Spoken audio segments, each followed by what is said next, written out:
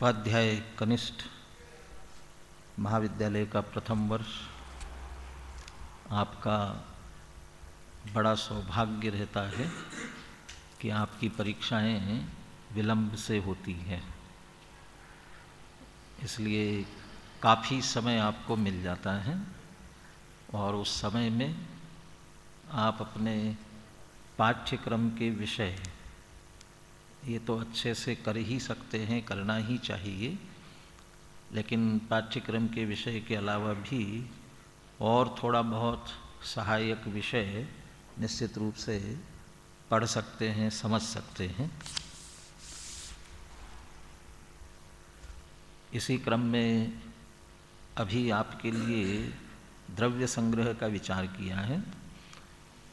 वैसे पहले द्रव्य संग्रह उपाध्याय कक्षा में पाठ्यक्रम में ही था, बहुत पहले द्रव्य संग्रह भी था और फिर सेकेंड ईयर में जाकर के बृहद द्रव्य संग्रह भी था।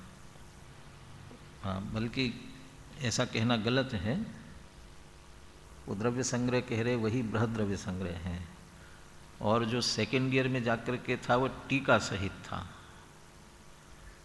लेकिन धीरे धीरे उपाध्याय कक्षा वाला द्रव्य संग्रह, वो मूल वाला, वह धीरे धीरे हट गया कोर्स में से, तो अब उसका अध्ययन कम हो गया।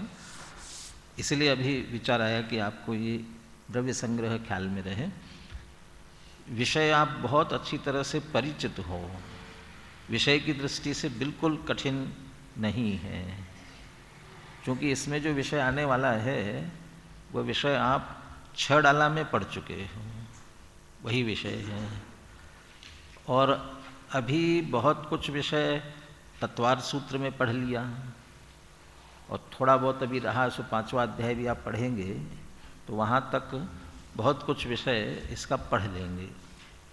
तो विषय की दृष्टि से नया नहीं है, लेकिन एक ग्रंथ, वह भी मूल प्राकृत का, उस ग्रंथ का हमारा अध्ययन हुआ, इसका आपको विशेष संतोष रहेगा। बाकी जब तक आप जैन दर्शन का अध्ययन करेंगे और परीक्षाएं देते रहेंगे तब तक ये काम आएगा। इतना ही नहीं, कोई आगे चल करके जो प्रशासनिक सेवा वाले IAS और इसकी तैयारी करेंगे ना, उसमें भी जैन दर्शन की द्रव्य व्यवस्था, तत्व व्यवस्था, वो इसके संदर्भ में जानकारी रखनी जरूरी होती है, तो उस वहाँ तक भी आपको ये काम आ सकती है। मैंने शास्त्री वालों की उसमें कहा था पहले,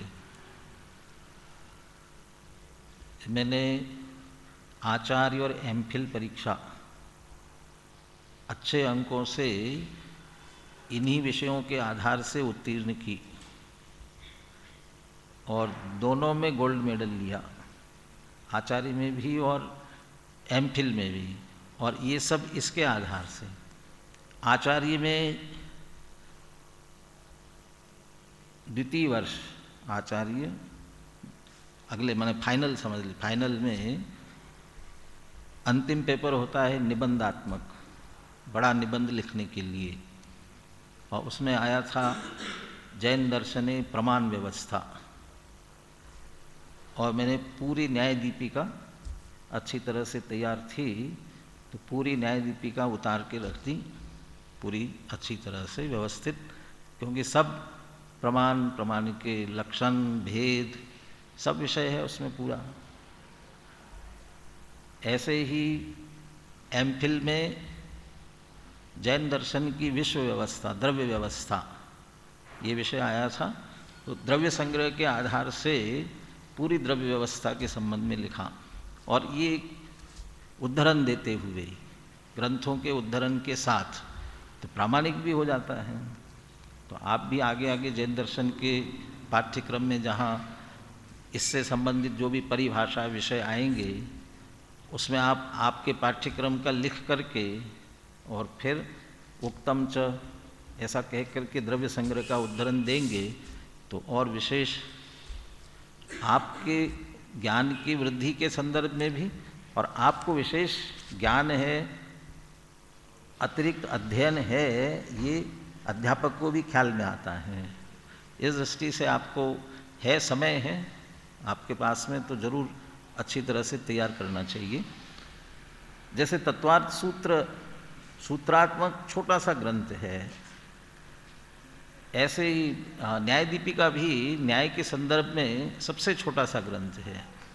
ऐसे ही जैन दर्शन की वस्तु व्यवस्था और मोक्ष मार्ग, क्योंकि वस्तु व्यवस्था का वर्णन वस्तु व्यवस्था के लिए तो है ही नहीं, मोक्ष मार्ग के लिए, आत्मकल्याण के लिए है, इसलिए उसके आधार से मोक्ष मार्ग। तो ये जो मूल जैन दर्शन का प्रयोजनभूत विषय है, वो प्रयोजनभूत विषय यहाँ इस ग्रंथ में, बहुत छोटा सा ग्रंथ, कितनी गाथाएं हैं कुल मिलाकर के इसमें? 58 गाथाएं सिर्फ। तो 58 गाथाओं में जैन दर्शन का पूरा विषय आ जाता है। जैसे तत्वार्थ सूत्र में तो कितने 357 इतने सूत्र है, तो इसमें तो 58 ही गाथाएं हैं, तो 58 गाथाएं। और चूंकि गाथा पद्य रूप से है, और पद्य रूप होने से जल्दी याद करने में, गाने में, बोलने में सरलता होती है, तो उस दृष्टि से बहुत अच्छा ग्रंथ है। आप मन लगा करके बाल्बो प्रशिक्षण की जैसी पद्धति होती है ना, कि अधिकतर तो कक्षा में ही याद हो जाना चाहिए, बाद में ज़रूरत नहीं। तो अपन गाथा इतनी बार बोलेंगे, यदि विषय सहित आप ध्यान रखेंगे तो आधी से ज़्यादा तो यही याद हो जाएगी आपको। थोड़ा बहुत कसर हो तो दोहराएंगे तो याद हो जाएगी, तो ज़्यादा आपको होमवर्क जैसा अधिक करने की ज़रूरत नहीं पड़ेगी, सहज रूप में ही ये विषय ख्याल में आ जाएगा। अभी मैंने ये प्रारंभ में देखने की कोशिश की कि ग्रंथकार का परिचय प्रारंभ में होवे, लेकिन इसमें मिला नहीं, इसलिए ये तीर्थंकर महावीर और उनकी आचार्य परंपरा, ये एक नैमित चंद्र शास्त्री द्वारा विरचित 4 भाग है इसके, और इसमें सब आचार्यों के परिचय उन्होंने दिए हैं। बहुत खोज करके सभी आचार्यों का परिचय लिया हुआ है, इसलिए आपको उसमें नहीं मिलेगा। उसका उद्धरण, इस ग्रंथ का उद्धरण इसमें जरूर दिया है, और साथ ही जिस ग्रंथ का अध्ययन करने जा रहे हैं उसकी विषय वस्तु भी इसमें पूरी एक बार संक्षेप में दी गई है। इसलिए अभी हम इसे पढ़ेंगे, आप सबको सिर्फ सुनना है। कुछ याद इसमें से रहेगा नहीं, कुछ कुछ विषय बस ख्याल में आता जाएगा। याद इसलिए नहीं रहेगा, इसमें वो तिथि, संवत, बहुत सारे आचार्य परंपराओं के नाम बहुत सारे आएंगे, तो बहुत कुछ याद नहीं रहेगा। तो कोई वो नहीं रखना कि समझ नहीं रहा याद, कोई बात नहीं। 2 बातें बस याद रखना कि जिन्होंने ये ग्रंथ लिखा वो कौन है, और दूसरा उनके द्वारा लिखे हुए ग्रंथ का विषय क्या है। इतना विषय तो अपने को ख्याल में निश्चित रूप से आएगा। सबसे पहला वाक्य इसमें लिखा है, अभी तक यह धारणा चली आ रही थी कि द्रव्य संग्रह या बृहद द्रव्य संग्रह के रचयिता नैमिचंद्र सिद्धांत चक्रवर्ती हैं, पर अब नए प्रमाणों के आलोक में यह मान्यता परिवर्तित हो गई है। इसका मतलब पहले तो ये समझना कि नैमिचंद्र सिद्धांत चक्रवर्ती नहीं है, ये दूसरे हैं। अब क्या अंतर दोनों में, सभी स्पष्ट करेंगे आगे। अब समीक्षक विद्वानों का अभिमत है कि द्रव्य संग्रह के रचयिता नैमिचंद्र सिद्धांत चक्रवर्ती से भिन्न अन्य कोई नैमिचंद्र है, जिन्हें नैमिचंद्र सिद्धांती देव या नैमिचंद्र मुनि कहा गया है। तो ये बात तो ध्यान रह सकती है कि नैमिचंद्र सिद्धांत चक्रवर्ती नहीं है, नैमिचंद्र सिद्धांती देव है। ये अंतर है दोनों, बाकी तो विशेष अंतर तो बहुत है। इसके बाद में यहाँ इस ग्रंथ का प्रारंभ का पूरा संस्कृत उद्धरण दिया हुआ है, लेकिन अभी मैं संस्कृत उद्धरण नहीं पढ़ता हूँ, सीधे हिंदी पढ़ता हूँ इसकी। और इसके आधार से निश्चित किया कि ये कौन से ग्रंथकार रचयिता कौन से आचार्य हैं। मालव देश में धारा नगरी का स्वामी कलिकाल सर्वज्ञ राजा भोज देव था। उससे संबद्ध मंडलेश्वर श्रीपाल के आश्रम नामक नगर में श्री मुनिसूरतनाथ तीर्थंकर के चैत्यालय में भांडागार आदि अनेक नियोगों के अधिकारी सोम नामक राजश्रेष्ठी के लिए श्री नेमिचंद्र सिद्धांति देव ने पहले 26 गाथाओं के द्वारा लघु द्रव्य संग्रह नामक ग्रंथ रचा। पीछे विशेष तत्वों के ज्ञान के लिए बृहद द्रव्य संग्रह नामक ग्रंथ रचा। उसकी वृत्ति में प्रारंभ करता हूँ। ये तो ब्रह्मदेव सूरी जिन्होंने टीका लिखी ना, उन्होंने लिखा, इसलिए क्या उसकी वृत्ति माने उसकी टीका में प्रारंभ करता हूँ। तो ये किसके राज्य में, दादा से बहुत बार आपने सुना होगा कि इस ग्रंथकार ये राजा इत्यादि सबका उल्लेख करते हैं। क्यों उल्लेख करते हैं, किस लिए? वो मैंने प्रशंसा करने के लिए कि अपन प्रशंसा को यदि सीधे आज की भाषा में कहे चापलूसी करने के लिए, और थोड़ा हल्का शब्द प्रयोग करें तो क्या कहेंगे, चमचागिरी करने के लिए।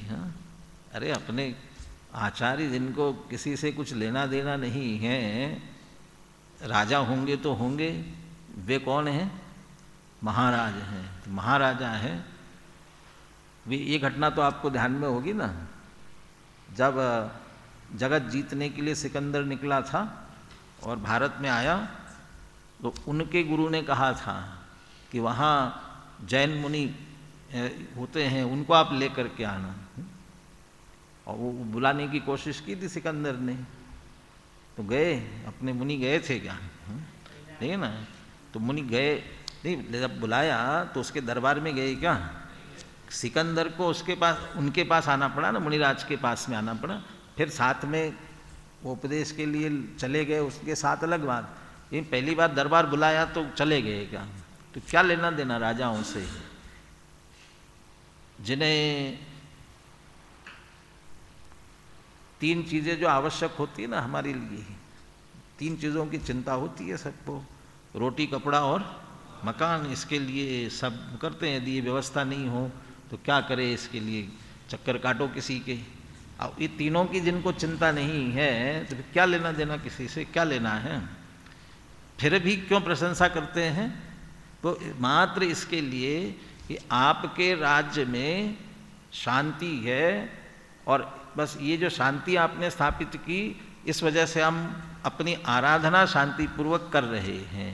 ये आपका एक तरह से समझ लो विशेष सहयोग है। इस वजह से राजाओं का उल्लेख करते थे। और दूसरा इतिहास की दृष्टि से तो जरूरी था ही, इसलिए उल्लेख करते थे। तो राजा भोज, उनका पूरा राज्य, अब वैसे तो धारा नगरी तो ये धार जो कहलाता है, इंदौर, उज्जैन, ये राजा भोज की तो पूरी एरिया समझ लो उधर का था। लेकिन उसी में ये मालवा तो ये पूरा बहुत अशोकनगर इधर तक चला जाता है एमपी में, ये सब मालवा कहलाता है। इसी के अंतर्गत ये कहाँ आया?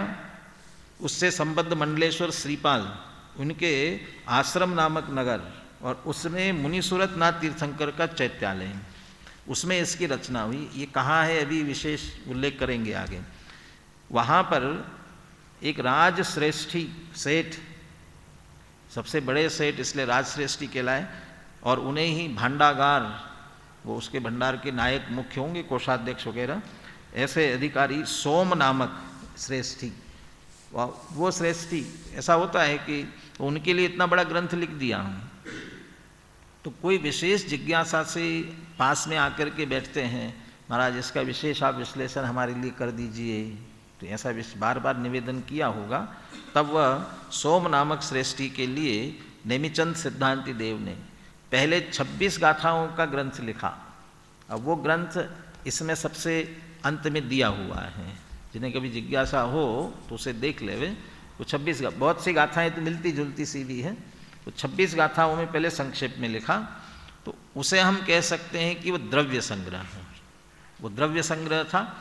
फिर कहा कि बहुत ही संक्षिप्त हुआ, थोड़ा और विशेष विस्तार करने की दृष्टि से उन्होंने फिर 58 गाथाएं कर दी। तो 26 के डबल कितनी होती हैं? 52, और उससे भी ज़्यादा, माने दुगुने से थोड़ी ज़्यादा, ऐसे 58 गाथाओं में बढ़ा के। तो द्रव्य संग्रह था 26 गाथा का, उससे बड़ा हो गया, इसलिए इसका नाम क्या हो गया? बृहद द्रव्य संग्रह। इसलिए वो 58 गाथा वाले ग्रंथ का नाम ही बृहद द्रव्य संग्रह है। लेकिन अभी धीरे धीरे चूंकि लघु द्रव्य संग्रह, यदि बृहद कहा तो लघु कहलाता है, वो प्रचलित ही नहीं रहा। चूंकि ये इतना प्रसिद्ध हुआ और उससे थोड़ा सरल भी था और विस्तृत भी था, इसलिए ये इतना प्रसिद्ध हुआ कि वो प्रचलन में नहीं आया। ये चला तो बृहद कौन कहे? जो दूसरा हो तो दूसरे से अलग कहने के लिए बृहद कहा जाए, अब है नहीं, तो इसके लिए सिर्फ द्रव्य संग्रह कहा जाने लगा। द्रव्य संग्रह जितने भी 58 गाथाओं के गाथा वाले मूल गाथाओं का ग्रंथ कहीं से भी प्रकाशित हुआ है, मात्र द्रव्य संग्रह के नाम से ही प्रकाशित हुआ। लेकिन जब ब्रह्मदेव सूरी की टीका सहित प्रकाशित हुआ तो उसको फिर लिखा गया बृहद द्रव्य संग्रह। तो हम अभी समझ लो, ये जब तक ऐसा अंतर ख्याल में नहीं आया ना, तब तक हम लोग भी यही समझते थे 58 गाथा वाला द्रव्य संग्रह, और ब्रह्मदेव सूरी के द्वारा जो टीका लिखी गई वो क्या हो गया? बृहद द्रव्य संग्रह। तो ऐसा नहीं, 58 गाथा वाला ही बृहद द्रव्य संग्रह है। ब्रह्मदेव सूरी ने अपनी टीका को अलग से कोई नाम नहीं दिया, जैसे अमृतचंद्र आचार्य समयसार वगैरह अलग अलग नाम देते ना, आत्मख्याति, तात्पर्य वृत्ति, ऐसा नाम कोई अलग नहीं दिया, बस इसकी टीका वृत्ति लिखता हूँ कह करके लिखा। तो बृहद द्रव्य संग्रह वाले नेमिचंद्र सिद्धांति देव द्वारा लिखा 58 गाथाओं का ग्रंथ। कहाँ लिखा? अब ये इसको विश्लेषण कर रहे ये शोध खोज करने वाले। इस उद्धरण से स्पष्ट है कि बृहद द्रव्य संग्रह और लघु द्रव्य संग्रह के रचयिता नेमिचंद्र सिद्धांति देव हैं। डॉक्टर दरबारीलाल जी कोठिया ने द्रव्य संग्रह की प्रस्तावना में नेमिचंद्र नाम के विद्वानों का उल्लेख किया है। इनके मतानुसार ये गणेश प्रसाद वर्णी ग्रंथमाला बनारस से जो छपी है द्रव्य संग्रह, वो उसकी प्रस्तावना में दरबारीलाल जी कोठिया ने लिखा। दरबारीलाल जी कोठिया आप अगले साल पढ़ोगे नाम इनका। किसमें पढ़ोगे? न्याय दीपिका। न्याय दीपिका का भी संपादन, अनुवाद, और न्याय दीपिका मूल में हमने जब पढ़ी थी, उपाध्याय हमारे कनिष्ठ वरिष्ठ 2 नहीं था, उपाध्याय एक ही साल में था, और उसी साल में द्रव्य संग्रह भी थी और न्याय दीपिका भी थी एक ही साल में। तो उसमें मूल छपा हुआ ग्रंथ हमारे पास था पहले, और उसमें सिर्फ बहुत पतले से, मेरे ख्याल से और छोटे से आकार में छपा हुआ था, और वो 16-20 पेज से ज़्यादा का नहीं होगा, उतने से उसमें पूरी न्याय दीपिका आई थी। और अभी आपके सामने जो न्याय दीपिका आती है वो, उसमें अर्थ भी नहीं था, मूल ही मूल था। अभी आपके पास है कि इतनी मोटी है, तो मोटी कैसे हो गई? वो दरबारीलाल जी कोठिया ने उसकी बहुत लंबी प्रस्तावना लिखी है। रचयिता कौन है, आचार्य क्या है, बहुत लंबा परिचय उनका दिया हुआ है। समय आएगा, आगे समय बताएंगे। उनके मतानुसार प्रथम नेमिचंद्र गोमटसार, त्रिलोकसार, लब्धिसार, क्षपनासार जैसे सिद्धांत ग्रंथों के रचयिता है। इनकी उपाधि सिद्धांत चक्रवर्ती थी, वो अलग है। गोमटसार वगैरह की रचयिता जो है वे कौन है? नेमिचंद्र सिद्धांत चक्रवर्ती हैं। और गंगवंशी राजा राचमल्ल के प्रधान सेनापति चामुंड राय के गुरु थे वे नेमिचंद सिद्धांत चक्रवर्ती। और इनका संबंध लिया जा रहा है राजा भोज के साथ में। और चामुंड राय कौन चामुंड राय? जिन्होंने गोमटेश्वर बाहुबली श्रवण बेलगोला की प्रतिमा की निर्माण करवाया था, जिसका अभी मस्तकाभिषेक है। 1000 वर्ष से भी ज़्यादा हुए। कितने हो गए 1000 से? क्योंकि सहस्राब्दी हुआ था उस, हाँ 24 हाँ 12 के 2 साल और हो चुके उसके बाद में, वो चामुंडराय जी ने निर्माण किया था। उनके गुरु थे नेमिचंद सिद्धांत चक्रवर्ती, और उन्होंने इन चामुंडराय का ही नाम था गोमट था दूसरा, और इसीलिए गोमटेश्वर कहलाते हैं। और उन्हीं के अनुरोध से जीवकांड कर्मकांड की रचना की, इसलिए उसको गोमटसार कहलाता है। वो उनके निमित्त से हुई थी, इसलिए गोमटसार कहलाता है। इनका अस्तित्व काल विक्रम संवत 1035 या ईस्वी सन 978 के पश्चात है। ये पहले नेमिचंद सिद्धांत चक्रवर्ती गोमटसार के रचयिता, इनका दे रहे हैं ईस्वी सन 978 के पश्चात, यानी 1035 है पुराना। और द्वितीय नेमिचंद्र वे हैं जिनका उल्लेख वसुनंदी सिद्धांति देव ने अपने उपासका अध्ययन में किया है, और जिन्हें जिनागम रूप समुद्र की बेला तरंगों से धुले हृदय वाला तथा संपूर्ण जगत में विख्यात लिखा है। तो ये गाथाओं का उल्लेख भी इसमें किया हुआ है। इन नेमिचंद्र के नए नंदी गुरु थे और वसुनंदी सिद्धांति देव शिष्य। अब ये 2 हो गए, अब तीसरे और हैं। तृतीय नेमिचंद्र वे हैं जिन्होंने सिद्धांत चक्रवर्ती नेमिचंद्र के गोमटसार पर जीव तत्व प्रदीपिका नाम की संस्कृत टीका लिखी थी। अब ये ग्रंथ के रचयिता भी नेमिचंद्र आचार्य और टीका लिखने वाले भी नेमिचंद्र। यह टीका अभय चंद्र की मंद प्रबोधिका और केशववर्णी की संस्कृत मिश्रित कन्नड़ टीका के आधार पर रची गई है। ये इसके बाद में नेमिचंद्र आचार्य ने लिखी। 3 हो गए। एक नेमिचंद सिद्धांति देव इस ग्रंथ के रचयिता, नेमिचंद सिद्धांत चक्रवर्ती जो गोमटसार, लब्धिसार, क्षपनासार इन सबके रचयिता, और अब तीसरे और हैं। तृतीय नेमिचंद्र वे, तीसरे तो हो गए जो इनकी टीका लिखने वाले, अब चौथे और हैं। चतुर्थ नेमिचंद्र संभवतः द्रव्य संग्रह के रचयिता हैं। तो ये हाँ, चौथे क्यों ले रहे हैं इनको फिर? हाँ, क्योंकि वो तो वही पहले हो गए ना। चलिए फिर से देखते हैं इसमें। अतएव प्रथम और तृतीय नेमिचंद्र को तो एक नहीं कह सकते। पहले और तीसरे का मतलब, पहले और तीसरे तो उनके टीकाकार थे, इसलिए एक तो नहीं हो सकते हैं। ये दोनों 2 व्यक्ति हैं। सिद्धांत चक्रवर्ती मूल ग्रंथकार है और तृतीय नेमिचंद्र टीकाकार है। प्रथम नेमिचंद्र का समय विक्रम की 11वीं शताब्दी है, सिद्धांत चक्रवर्ती इनका 11वीं शताब्दी है, और तृतीय का ईस्वी सन की 16वीं शताब्दी टीका लिखने वालों का। अतः इन दोनों नेमिचंद्रों के पौरापर में 500 वर्षों का अंतराल है। इसी प्रकार प्रथम और द्वितीय नेमिचंद्र भी एक नहीं है। प्रथम नेमिचंद्र विक्रम की 11वीं शताब्दी में हुए और दूसरे 100 वर्ष बाद विक्रम की 12वीं शताब्दी में हुए, जिनका उल्लेख वसुनंदी सिद्धांति देव के गुरु थे, और वसुनंदी का समय 1150 के लगभग है। इन दोनों नेमिचंद्रों की उपाधियाँ भी भिन्न भिन्न हैं। प्रथम की उपाधि सिद्धांत चक्रवर्ती है और द्वितीय की सिद्धांति देव है, इसलिए 3 ही हुए, चौथे नहीं हुए। ये चतुर्थ क्यों लिखा समझ में नहीं आया, इसलिए 3 ही हुए। पहले सिद्धांत चक्रवर्ती, सिद्धांति देव और टीका लिखने वाले नेमिचंद्र, ये 3 ही होना चाहिए, लेकिन ये चौथा लिख रहे फिर से भी। प्रथम और चतुर्थ नेमिचंद्र वास्तव में सिद्धांत चक्रवर्ती, सिद्धांति देव, इनमें जो भिन्न है क्यों? प्रथम अपने को सिद्धांत चक्रवर्ती कहते हैं। उनका एक वो श्लोक आता है ना पहले,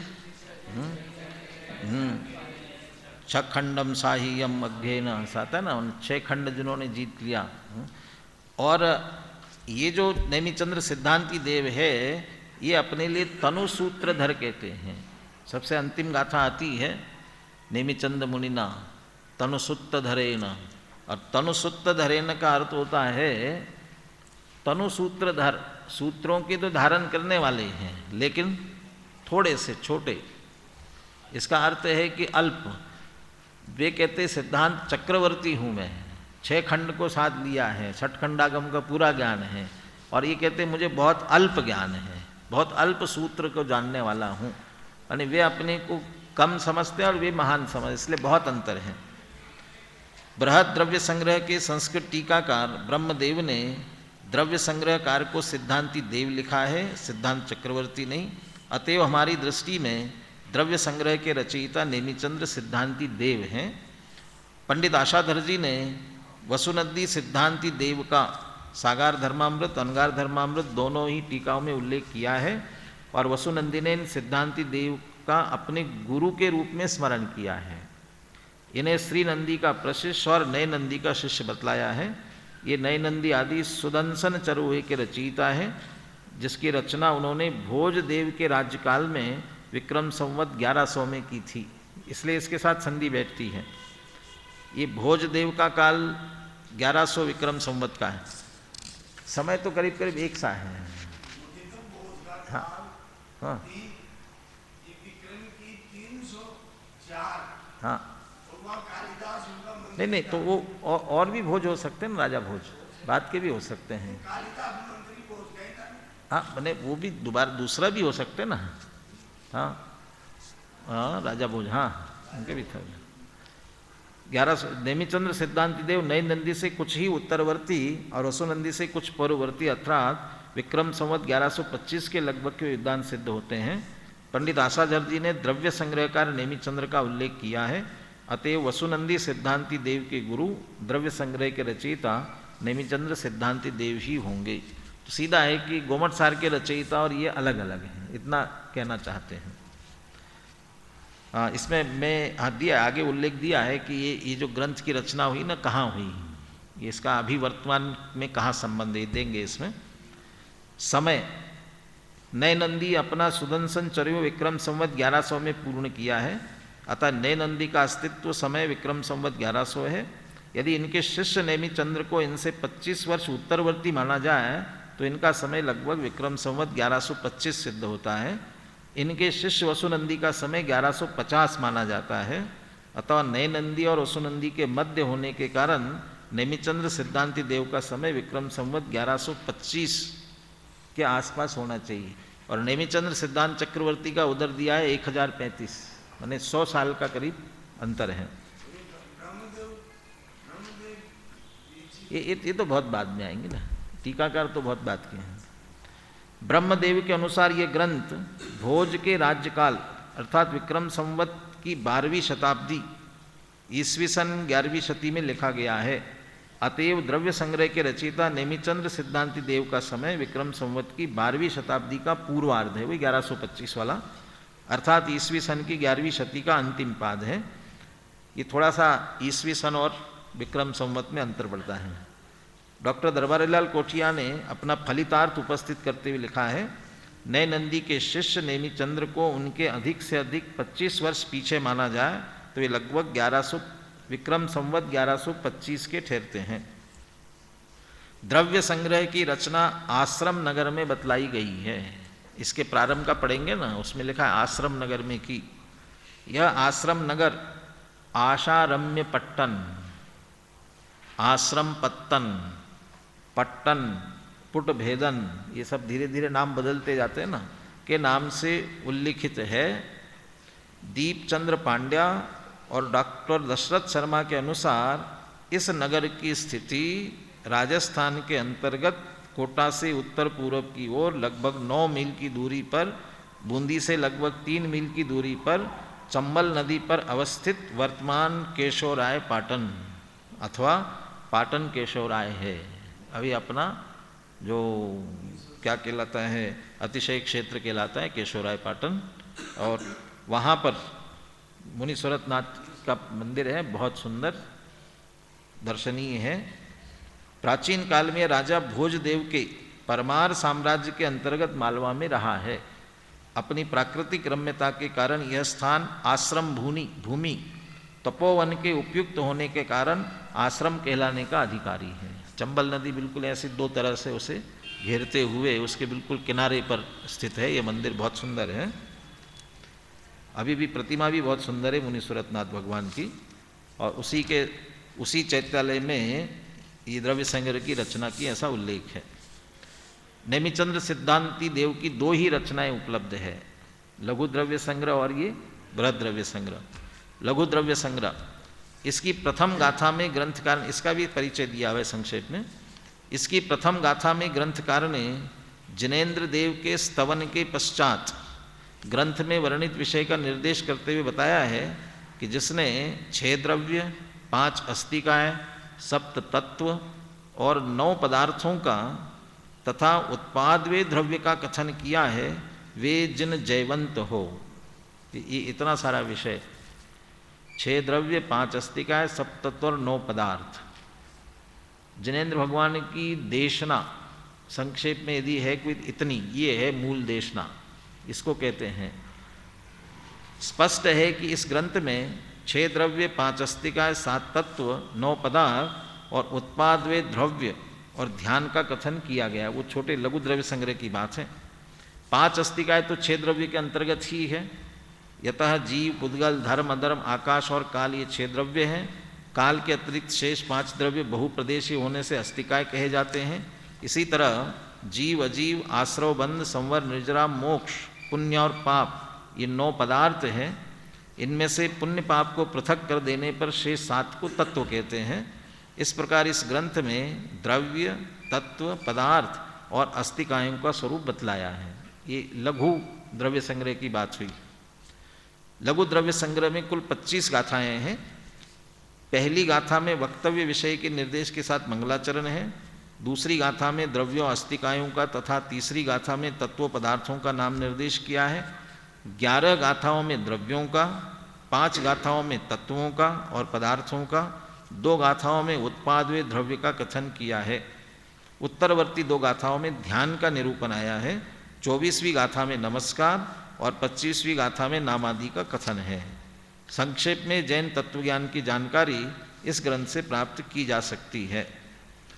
द्रव्यों के स्वरूप बतलाने वाली गाथाओं में गाथा संख्या 8, 9, 10 और 11 का पूर्वार्ध और 12 तथा 14वीं गाथा बृहद द्रव्य संग्रह में भी पाई जाती है।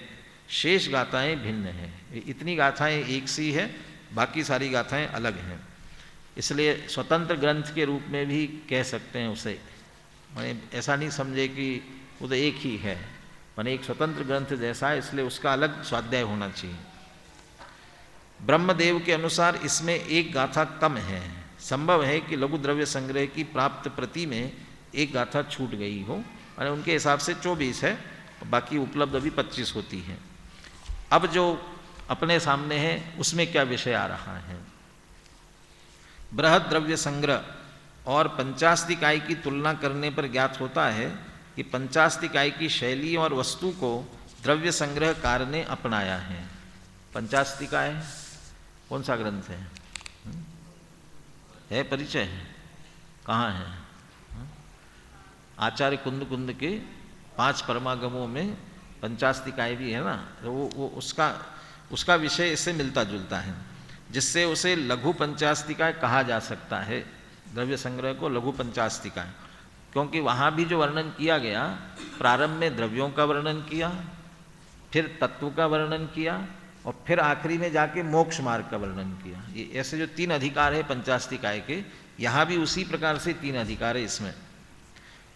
आगे वही बात लिख रहे हैं। पंचास्तिकाय भी 3 अधिकारों में विभक्त है और द्रव्य संग्रह भी 3 अधिकारों में। पंचास्तिकाय के प्रथम अधिकार में द्रव्यों का, द्वितीय अधिकार में 9 पदार्थों का और तृतीय में व्यवहार एवं निश्चय मोक्ष मार्ग का कथन आया है। द्रव्य संग्रह के अब कल फिर से विषय की चर्चा नहीं करेंगे, हाँ, इसलिए अभी आप ये क्या विषय है एक बारी समझ लीजिए इसको। द्रव्य संग्रह के 3 अधिकारों में भी क्रमशः उक्त विषय ही आया है। पंचास्तिकाय में सत्ता, द्रव्य, गुण, पर्याय आदि की दार्शनिक चर्चाएं हैं पंचास्तिकाय संग्रह में, पर द्रव्य संग्रह में उनका अभाव है। ये इसमें इतना हम कह सकते हैं कि पंचास्तिकाय की रचना कुंद कुंद आचार्य ने ये अन्य दर्शनों के समक्ष जैन दर्शन की विशेषता रखने के लिए किया था। इसलिए थोड़ा सा ही सत्ता वगैरह की चर्चा, उनके लक्षणों की चर्चा, ये सभी विस्तार से उसमें चर्चा की है। पर द्रव्य संग्रह में उनका अभाव, द्रव्य संग्रह को थोड़ा सरल भी करना था, इसलिए उनने ये गंभीर विषय, दार्शनिक विषय नहीं लिए। इसका कारण ये प्रतीत होता है कि जैन तत्वों के प्राथमिक अभ्यासी के लिए, वो मैं जो कह रहा हूँ अभी आप विषय अपने आप ही आगे आ रहा है, मैंने पढ़ा नहीं इसको पहले। इसका कारण ये प्रतीत होता है कि जैन तत्वों के प्राथमिक अभ्यासी के लिए उक्त दार्शनिक चर्चाएं दुरूह है, कठिन लगेगी।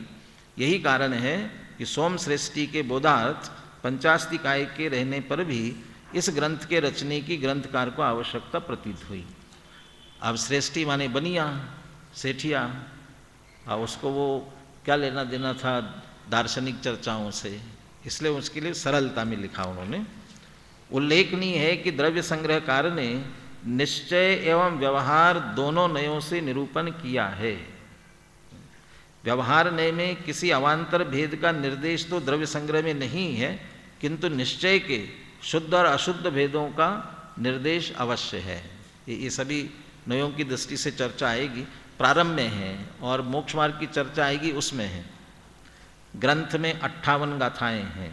अब विषय थोड़ा सा ध्यान से समझ लें। प्रथम गाथा में जीव अजीव द्रव्यों का कथन करने वाले भगवान ऋषभ देव को नमस्कार कर ग्रंथकार ने ग्रंथ में वक्तव्य विषय का भी निर्देश कर दिया है। दूसरी गाथा से जीव द्रव्य का कथन आरंभ होता है। इसमें जीव को उपयोग में अमूर्तिक, कर्ता, स्वदेह परिमाण, भोक्ता, संसारी और स्वभाव से ऊर्ध्वगमन करने वाला बताया है। इस गाथा के द्वारा, गाथा यहाँ उल्लिखित की, अभी नहीं पढ़ेंगे उसे, 9 अवान्तर अधिकारों की सूचना दी गई है। गाथा में निर्दिष्ट क्रम से प्रत्येक अधिकार का कथन निश्चय व्यवहार नहीं की अपेक्षा से किया है। पंचास्तिकाय में भी इसी तरह कथन है। पंचास्तिकाय का भी यहाँ उल्लेख कर दिया है कि आत्मा जीव है, उपयोग में है, प्रभु है, कर्ता है, भोक्ता है, शरीर परिमाण है, अमूर्तिक है, कर्म संयुक्त है, ऊर्ध्वगमन स्वभाव है। इसी तरह का उल्लेख वहाँ भी है। पंचास्तिकाय की इस शैली का ही उपयोग द्रव्य संग्रहकार ने किया है। 15वीं गाथा से अजीव द्रव्यों का कथन प्रारंभ होता है, माने प्रारंभ से 14 गाथा तक जीव द्रव्य का वर्णन है और 15वीं गाथा से अजीव द्रव्यों का। 16वीं गाथा में तत्वार सूत्र के समान शब्द आदि को पुद्गल का पर्याय कहा है। 28, अब ये 15 से 27 गाथा तक अजीव द्रव्य का वर्णन। 28वीं गाथा से आश्रव आदि तत्वों का वर्णन प्रारंभ होता है। तो 7 तत्वों में जीव अजीव कहाँ चले गए? जीव अजीव कहाँ चले गए? 7 है ना तत्व। आश्रव से प्रारंभ कर दिया, कहाँ गए? तो पहले जीव और अजीव द्रव्यों के रूप में वर्णन कर दिया ना विस्तार से, तो वही जीव अजीव तत्व है। भाव और द्रव्य की अपेक्षा प्रत्येक को 2-2 भेद बतलाकर बहुत ही संक्षेप में किंतु सरल और स्पष्ट विवेचन किया है। ये द्रव्य संग्रह की विशेषता। द्रव्याश्रव, भावाश्रव, द्रव्यबंध, भावबंध, ऐसे 2 भेद करते हुए द्रव्य और भाव के रूप में विभिन्न भेद करते हुए वर्णन किया है। गाथा 35 में व्रत, समिति, गुप्ति, धर्म, अनुप्रेक्षा, परिचय और चारित्र को भाव संवर के भेद बतलाया। तत्वार सूत्र में व्रतों को पुण्याश्रव माना है और शेष को संवर का हेतु बतलाया है। ये अपन ऐसा समझते हैं कि व्रतों की चर्चा आश्रव के अंतर्गत ली जाती है, ये सोनगढ़ वालों ने कहना शुरू किया। ऐसा नहीं है। वो बराबर जो भी अध्ययन करने वाला है वो इस बात को बराबर समझता है। अब ये तो नेमिचंद्र शास्त्री ज्योतिषाचार्य इन्होंने उल्लेख किया है। व्रतों, तत्वार सूत्र में व्रतों को पुण्याश्रव माना है और शेष को संवर का हेतु बतलाया है। बाकी के संवर के हेतु अलग से कहें, गुप्ति, समिति, धर्म इत्यादि। व्रतों में निवृत्ति का अंश भी होता है, अतएव यहाँ व्रतों को संवर का हेतु बतलाया गया है। अभी सर्वार्थ सिद्धि पढ़ रहे थे, उसमें स्पष्ट किया था व्रत प्रवृत्ति रूप है अधिकतर। अहिंसाणुव्रत, वो व्रतों की प्रवृत्ति की जा रही है, इसलिए उसको उधर पुण्याश्रव में डाला। और यहाँ कह रहे कि द्रव्य संग्रह वाले संवर में क्यों ले रहे हैं, क्योंकि प्रवृत्ति होते हुए भी निवृत्ति भी शामिल है उसमें, तो इसलिए निवृत्ति की अपेक्षा इसको संवर का हेतु कहा। 2 अधिकार हो गए, पहला हो गया द्रव्य वाला, दूसरा हो गया तत्व वाला। तीसरे अधिकार में द्विविध मोक्ष मार्ग का कथन करते हुए, द्विविध माने 2 प्रकार का, तो 2 प्रकार का मोक्ष मार्ग होता है, एक ही होता है। हाँ? कौन से 2 प्रकार? निश्चय मोक्ष मार्ग, व्यवहार मोक्ष मार्ग। तोडरमल जी क्या कहते हैं, मोक्ष मार्ग दो नहीं है, मोक्ष मार्ग का कथन दो तरह से किया, निश्चय की अपेक्षा से और व्यवहार की अपेक्षा से। तो उसी तरह से कथन करते हुए सम्यक दर्शन, सम्यक ज्ञान और सम्यक चारित्र का स्वरूप बतलाकर ध्यानाभ्यास करने पर जोर दिया है। ये द्रव्य संग्रह का विशेष प्रकरण ध्यान का अंत में, क्योंकि ध्यान के बिना मोक्ष की प्राप्ति संभव नहीं है। ध्यान के भेद और स्वरूप आदि का कथन तो इस ग्रंथ में नहीं आया है, कौन कौन से भेद होते ध्यान के, और वो विस्तार से नहीं लिया, किंतु पंच परमेष्टियों के वाचक मंत्रों को जपने तथा उनका ध्यान करने की प्रेरणा की है। और इसीलिए अरहंत, सिद्ध, आचार्य, उपाध्याय और साधु, इन पंच परमेष्टियों का स्वरूप एक एक गाथा के द्वारा बतलाया गया है। ये पंच परमेष्टि के स्वरूप का वर्णन भी इसमें मिलेगा विशेष। अंत में तप, श्रुत और व्रतों का धारी आत्मा ही ध्यान करने में समर्थ है का कथन किया है। इस प्रकार ग्रंथकार ने इसमें बहुत संक्षेप में जैन दर्शन के प्रमुख तत्वों का कथन किया है। 58वीं गाथा में ग्रंथकार ने अपने नाम का निर्देश करते हुए लघुता प्रकट की है। अभी गाथा इसको नहीं पढ़ते हैं, जब 58वीं आएगी तभी पढ़ेंगे। यह द्रव्य संग्रह अल्प सूत्रधारी नेमिचंद्र मुनि के द्वारा रचा गया है। जब 58 गाथाएं और गाथा को अपन पढ़ेंगे, इतनी विद्वत्तापूर्ण है, और इतने विद्वत्तापूर्ण ऐसे ग्रंथ की रचना करने के बाद भी अपने लिए क्या लिखते हैं, अल्प सूत्रधारी। अल्प सूत्रधारी माने थोड़ा सा अध्ययन था, बहुत अधिक अध्ययन नहीं था। गुणों के भंडार, श्रुत ज्ञानी, श्रम नायक, इसे निर्दोष बना ले वे, अपने लिए नहीं कहते हैं। हमने तो लिख दिया, इसमें कुछ दोष रह गए हो, सुधार लेना। कौन सुधारे? जो गुणों के भंडार है, माने दूसरों के लिए कह रहे हैं। श्रुत ज्ञानी, श्रमण नायक, श्रमणों में जो श्रेष्ठ है वे इसे सुधार ले, माने दूसरों को श्रेष्ठ और अपनी लघुता बताई। इस तरह से इस ग्रंथ की अपन ने समग्र एक सामान्य चर्चा की। अभी अपन सिर्फ मंगलाचरण की गाथा, क्योंकि रोज अपन मंगलाचरण में भी बोलेंगे, इसलिए इस मंगलाचरण की गाथा उच्चारण करेंगे, सामान्य अर्थ करेंगे, ताकि कल से प्रतिदिन अपने को उच्चारण में स्पष्ट आवे। हाँ, ये बड़ौत के हैं, काफ़ी ग्रंथों का इन्होंने अनुवाद किया है। राजकिशोर जी जैन बड़ौत, शायद समय सार कलश टीका का भी किया उन्होंने। हाँ, वो हो सकता है, मुझे ऐसा ख्याल। बड़ौत के थे क्या? ख्याल समय सार कलश टीका का भी किया है। अभी अन्ना जी एक मदन पराजय उसका पुनः संपादन कर रहे हैं, उसका संपादन भी पूर्व में उन्होंने किया, राजकिशोर जी। पहली गाथा, विशेष चर्चा अपन इस पे कल करेंगे, अभी सिर्फ गाथा। शुरू से उच्चारण बिल्कुल स्पष्ट होना चाहिए, इसलिए भी ध्यान से सुनना और ध्यान से दोहराना। आप अभी से गांठ बांध ले, कनिष्ठ वाले उपाध्याय, जो जो हम पढ़ेंगे अच्छी तरह से स्पष्ट पढ़ेंगे और बोलेंगे भी स्पष्ट, भूल नहीं होगी। उसके लिए अभ्यास करना। ये लगता है कि ये बहुत अच्छी तरह से स्पष्ट बोलते हैं, उनको सुनाना चाहिए। अध्यापक तो सबसे नहीं सुन सकते हैं, लेकिन आपको सुनाना चाहिए। जब कभी आपको मौका मिलता और यहाँ बोलते हो, गलती करते हो, तब ख्याल में आता है कि गड़बड़ है। इसलिए शुरू से जो भी पढ़े उसे स्पष्ट उच्चारण, क्योंकि एक अक्षर तो बहुत दूर की बात है, मात्रा इधर उधर होती है तो अर्थ बदल जाता है, इसलिए बहुत सावधानी से। गाथा बुलाता हूँ पहली। जीवम जीवम दौवम जिनवर वसहेन जेण निदिष्ठम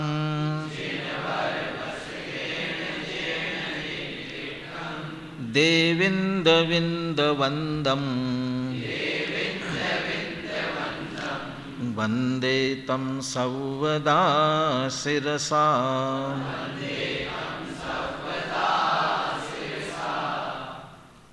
मंगलाचरण में नमस्कार किया जाता है, तो इसमें तीन बातें मुख्य रूप से हैं किन्हें नमस्कार किया, क्यों नमस्कार किया और कैसे नमस्कार किया। तो किन्हें नमस्कार किया, जिनवर वसह, जिनवर वृषभ, जिनवर वृषभ माने ऋषभ देव आदिनाथ भगवान, उनको नमस्कार किया। और इसमें से विशेष अर्थ निकालेंगे तो 24 तीर्थंकर भी अर्थ निकलेगा, वो अपन कल चर्चा करेंगे। क्यों किया, क्योंकि जेन निदिष्टम जीवम जीवम, क्योंकि जिनके द्वारा जीव अजीव द्रव्यों का निर्देश किया है, माने जिन्होंने जीव अजीव द्रव्य बताए। और जीव अजीव द्रव्य बताए माने क्या बताया, सब कुछ बता दिया, क्योंकि जीव अजीव में तो सब कुछ आ गए, और कौन बचा जीव अजीव के अलावा। इसलिए जीव अजीव द्रव्यों का, द्रव्य वस्तु का, विश्व का, सबका जिन्होंने निरूपण किया है, निदिष्टम निर्देश किया, वर्णन किया, ऐसे जिनवर वसह। और कैसे हैं, देविंद विंद वंदम, देवेंद्र वृंद माने समूह और उनसे वंदनीय, देवेंद्रों के समूह से जो वंदनीय है। कौन देवेंद्र कि इंद्र। इंद्र कितने होते हैं, 100 इंद्र होते हैं, उसके लिए एक विशेष गाथा आएगी, इसमें वो अपन कल देखेंगे। तो देवेंद्रों के समूह के द्वारा जो वंदनीय है, ऐसे जिनवर वृषभ, उन्हें वंदे, तम वंदे, उन्हें मैं नमस्कार करता हूँ। अहम तो आया नहीं, लेकिन अहम समझना, वंदे लिखा ना, इसलिए अहम वंदे, मैं नमस्कार करता हूँ। पीयूष, पीयूष है ना, तुम्हारे पीछे कौन है। मैं छात्रों को हमेशा कहता हूँ ऐसा बैठना चाहिए कि चेहरा दिखाई देना चाहिए। लेट आए, शास्त्र लेकर के बैठे नहीं और फिर बातें कर रहे हो, बिल्कुल गंभीरता रखना। क्या तम वंदे, उन्हें, मैं आ गया ना अहम, क्योंकि वंदे लिखा है इसलिए अहम निकलेगा उसमें से। मैं कौन, कौन मैं। जब हम बोलेंगे ना तब हम कह सकते हैं मैं। जब शपथ दिलवाते ना तो वैसा करते हैं ना, पढ़ने वाला शपथ दिलवा रहा है और आप बोल रहे हैं तो वो बोलेगा मैं। तो आपको जैसे मैं बुलवाऊँ आपको, मैं शपथ लेता हूँ कि, तो आप सब ये नहीं बोलेंगे शांति कुमार जी शपथ लेते हैं कि, तो आपको भी बोलना है कि मैं लेता हूँ। तो यहाँ हम ऐसा कह सकते हैं कि मैं नमस्कार करता हूँ। ग्रंथकार ने अपने लिए लिखा, मैं नेमिचंद सिद्धांति देव कह रहे कि मैं नमस्कार करता हूँ। हम पढ़े तो हम क्या कहेंगे, मैं नमस्कार करता हूँ। कैसे करता हूँ, दो बातें कह रहे हैं, कैसे और कब। सर्वदा, सर्वदा नमस्कार करता हूँ, हमेशा सदैव नमस्कार करता हूँ। और सिरसा माने सिर झुका करके, और सिर झुका करके नमस्कार करने का मतलब अत्यंत विनम्रता पूर्वक मैं नमस्कार करता हूँ। इसमें उच्चारण में सबसे पहले शब्दों पर ध्यान देना है, इसमें थोड़ी सी गलती हम करते हैं। जीवम जीवम दव्वम, म पूरा है, माने जीवम अजीवम दव्वम, जीव और अजीव। हम जल्दी जल्दी बोलेंगे जीवम जीवम दव्वम, जीवम जीवम दव्वम, माने क्या हो गया, बस जीव जीव द्रव्य का वर्णन किया है, अजीव का वर्णन नहीं किया। और जब विस्तार में जाओगे अजीव का वर्णन ज़्यादा मिलेगा, क्योंकि उसमें पुद्गल भी है। इसलिए बोलते समय म का उच्चार अ के सहित करेंगे, जीवम अजीवम दव्वम। तो जीव अजीव ये दोनों द्रव्यों का उच्चारण आना चाहिए। गाथा पुनः बुलाते हैं, जीवम जीवम दव्वम, जिणवर वसहेण जेण निदिष्टम,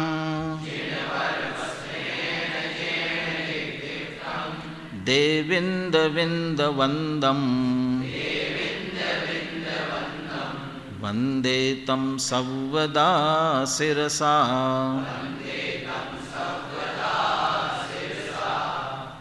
बोलिए गाथा से।